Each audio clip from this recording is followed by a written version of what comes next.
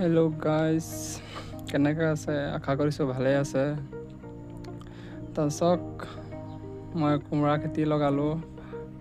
মোৰ লাইফৰ first time মই কোমোৰা খেতি কৰিছোঁ। কোমোৰা খেতি কেনেকৈ হৈছে গাইজ, কমেণ্ট কৰি জনাবচোন।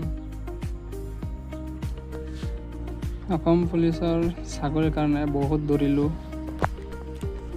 চাকৰি পাবলৈ সক্ষম নহ'লোঁ এতিয়ালৈকে, আৰু এতিয়া খেতি কৰিবলৈ ধৰিলোঁ। আগে পিছে এনেকুৱা খেতি কৰা নাই মই। খেতিটো কেনেকুৱা হ'ল কমেণ্ট কৰি জনাবচোন গাইজ।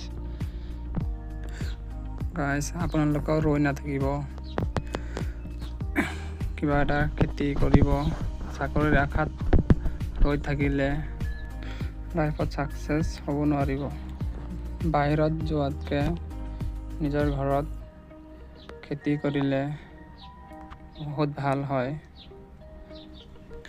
আৰু এইটো মোৰ ফাৰ্ষ্ট ব্লগ হয় গাইজ। আপোনালোকে কমেণ্ট কৰি জনাবচোন ব্লগটো কেনেকুৱা হৈছে।